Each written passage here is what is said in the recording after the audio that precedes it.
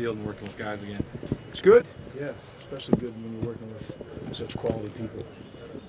Is that, as a coach, I imagine that's something that you miss when you have to take any time away, and the opportunity to get back out there then. Tuesday, today, were you chomping at the bit? What does it mean to be out there? Well, it's something you love to do, so it's a passion. So when you haven't been able to do it, and I coached high school football, I coached my kids, but when you're at this competitive level, it's different. And to be with a group of coaches that is, I think an elite group of coaches and an elite group of athletes, it's an awful, enjoyable thing to do. Is it nice to be back into coaching and not have to deal with a lot of the head coaching responsibilities? Unlike today where you're meeting with the media, but usually not having to deal with the head coaching responsibilities. Is that nice? It is pretty nice, I got to tell you. Hey, Greg, we finally got a copy of your contract, but pardon that. But it's a one-year deal. Did you want just 1 year, or just how did that end up being that way? Well, there's a lot of things, when you're under contract still with someone else. There's a lot of business type stuff that's involved there. So. But that's all. There's nothing to read into that. And you're talking about the Tampa Bay thing? Yeah. And you're exactly. based on the rate, you're still getting paid by them, correct? Well, that's kind of personal stuff. Yeah. But yeah, there's extenuating circumstances. Let's say that.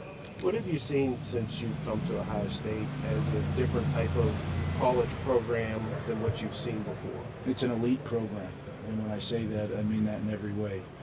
On the football field, off the football field, and developing them as young men, developing them as student athletes, and it's a very demanding football program. Even though there's a lot of players who have performed in games, there's only a handful of starters who are returning.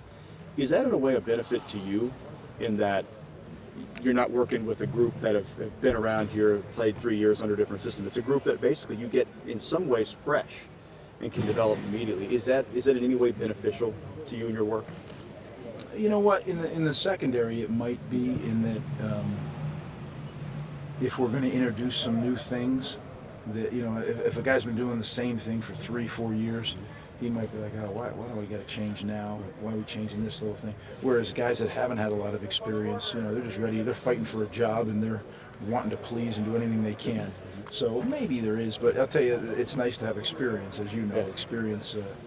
A lot of these gray hairs are from lack of experienced players. As you, going into that though, Eric Smith is limited this spring. I think Cam is too. Is it kind of hard to get a picture of what's coming with who you've got available at this point, or how do you as a veteran coach play that? You try to evaluate. I do at least try to evaluate every single thing we do. To me, meetings are a competitive event. Meetings aren't you go kick your feet up and talk about football.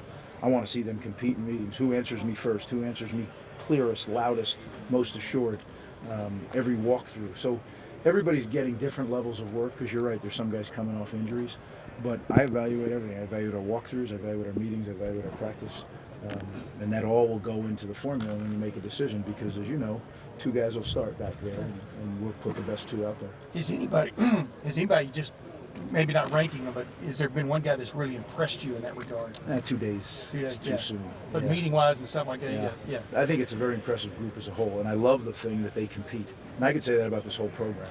Yeah. It's probably the most competitive program I've seen. Not probably, it is the most competitive program I've seen. And obviously, having been a college head coach, but then when I was out visiting a lot of programs, the competition level here is off the charts. Malik said he's got a lot on his plate this spring. He said he's learned both safety positions. What have you seen from him? Is he kind of the guy this is his 3rd spring now, kind of like maybe taking the leadership? Well, I think right now every one of those guys is fighting for a job. So I think before you can lead, you need to earn that position, right? So any leadership that's happening right now, I think, is more by action than anything else.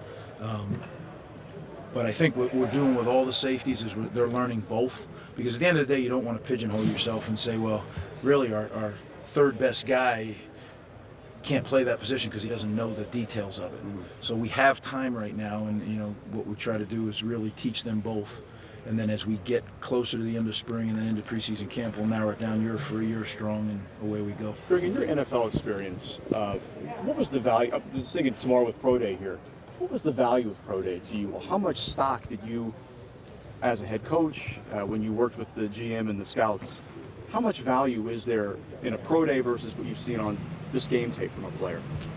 Well, Pro Day served a few purposes as an NFL coach, right? If a guy had performed poorly at the combine, he'll redo some of those things. Say I don't know, he ran poorly, he'll run again.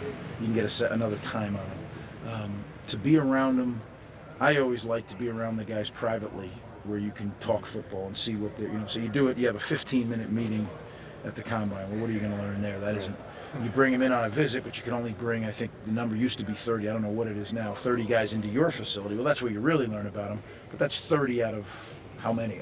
200 and something. So these pro days, if you can get a private meeting with them and talk some football, and you get to know them better and know their intelligence level as far as football intelligence, that's really what it's served most. Quarterbacks, you want to see them throw.